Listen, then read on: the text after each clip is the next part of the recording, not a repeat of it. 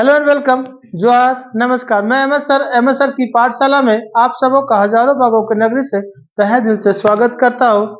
जब आंखों में अरमान लिया मंजिल को अपना मान लिया, जब ठान लिया तो ठान लिया, क्या मुश्किल क्या आसान किया, जो होगा देखा जाएगा। बस छोड़िए महादेव पर, लेकिन इसमें बीच संघर्ष करना है। चलिए संघर्ष करते पसीना बहाते। क्लास 9 की एक एनसीईआरटी की एक बुक की चैप्टर है संस्थाओं की कामकाज। संस्था मतलब न्यायपालिका हो गया, कार्यपालिका हो गया। उनकी जो कार्यकाल कार्य है, कैसे कार्य करती है, उनके बारे में एक वीडियो ऑलरेडी अपलोड है, उसको देख लीजिएगा। लिंक मिल जाएगा आपको डिस्क्रिप्शन में। और ये उसी से का अगला पार्ट 2 है। तो देखा जाए क्या है आपकी, लेकिन इतनी गारंटी है कि परीक्षा से अगर यहाँ से क्वेश्चन आएगा तो एक क्वेश्चन जरूर आएगा। तो स्किप ना करेंगे, मजा आएगा।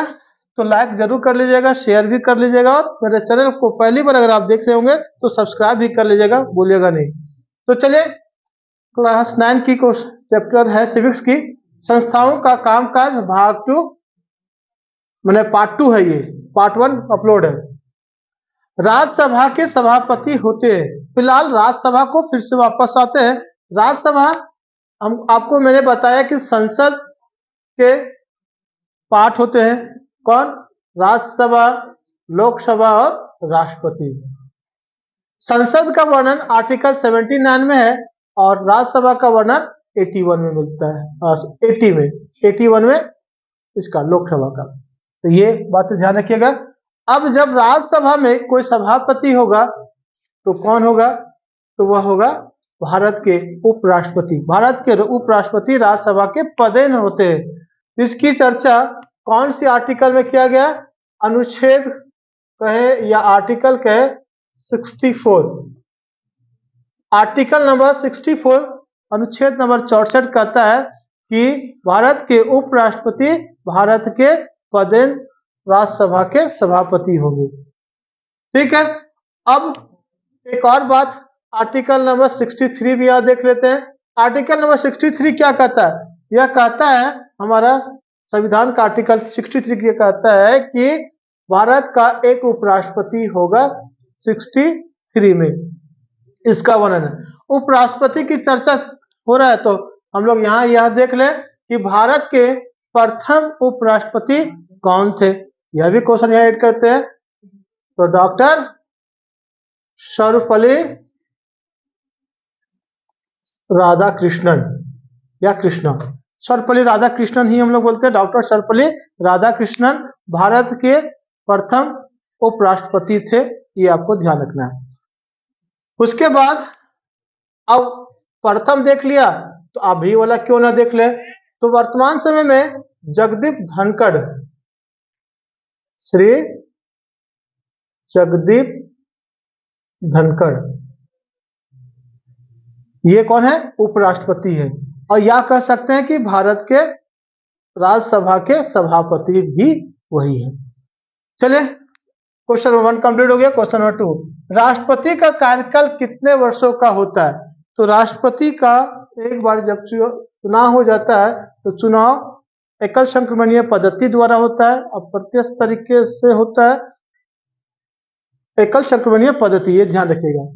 तो राष्ट्रपति का कार्यकाल 5 वर्षों का होता है। इसका वर्णन हमारा आर्टिकल 56 कहता है कि भारत का राष्ट्रपति का कार्यकाल 56 होता है। और राष्ट्रपति की चर्चा आर्टिकल नंबर 52। राष्ट्रपति, भारत के एक राष्ट्रपति होगा। अनुच्छेद नंबर 52 कहता है कि भारत का एक राष्ट्रपति होगा। तो भारत के प्रथम राष्ट्रपति तो आपको पता ही है, और वर्तमान राष्ट्रपति भी। भारत के प्रथम राष्ट्रपति डॉक्टर राजेंद्र प्रसाद, जिन्हें हम लोग राजेंद्र बाबू के नाम से भी जानते हैं। और वर्तमान में श्रीमती द्रौपदी मुर्मू, ध्यान रखिएगा। चलिए, क्वेश्चन नंबर 3 की ओर चलते हैं। कौन सा कार्य न्यायपालिका का नहीं है? न्यायपालिका कौन सी कार्य नहीं करती है? तो यहाँ पे ऑप्शन होना चाहिए, ऑप्शन नहीं है, कोई बात नहीं। तो न्यायपालिका चुनाव कराने का काम नहीं करती, ये ध्यान रखिएगा। चुनाव न्यायपालिका नहीं कराती है। तो कौन कराती है? चुनाव कराने का काम चुनाव आयोग का होता है, चुनाव आयोग का होता है। चुनाव आयोग वर्तमान समय में राजीव कुमार है भारत के चुनाव आयोग।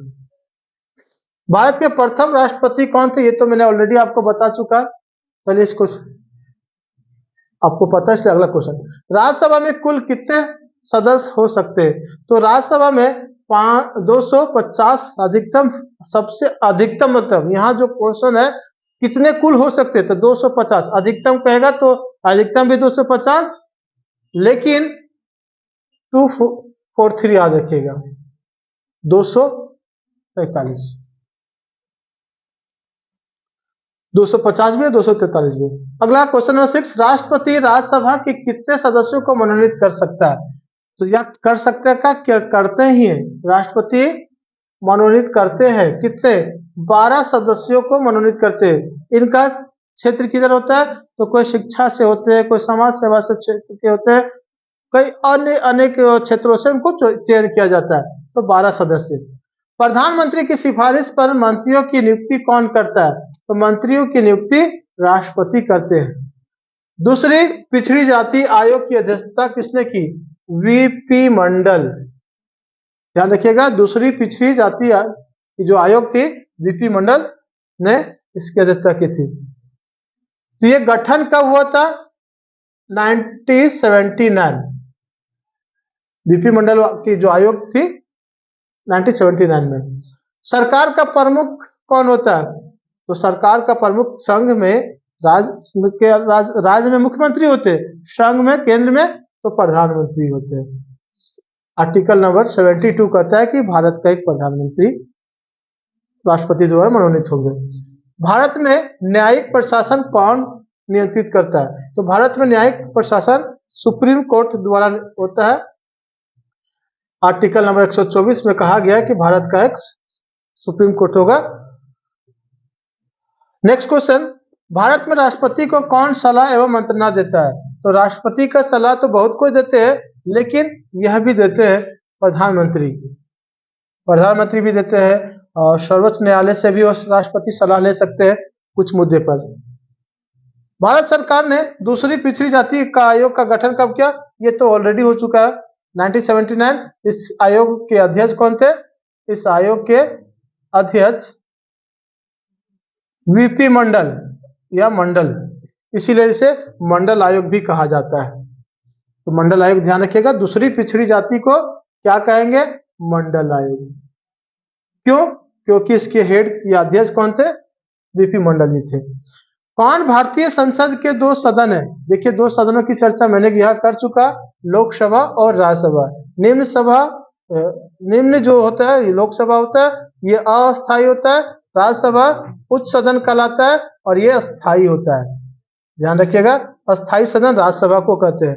पर इसका कार्यकाल 6 वर्षों का होता है। इसका कार्य अधिकतम 5 वर्षों के लिए होता है, लेकिन कभी भी इसको भंग किया जा सकता है, ये भंग नहीं होगा। प्रधानमंत्री किसकी अध्यक्षता करता है? तो प्रधानमंत्री मंत्री परिषद की अध्यक्षता करता है। मंत्री परिषद का हेड कौन होता है? तो प्रधानमंत्री होता है। न्याय की व्यवस्था कौन करता है? तो भाई न्याय मतलब न्यायपालिका। न्यायपालिका क्या करेगी? न्याय करने का काम करेगी।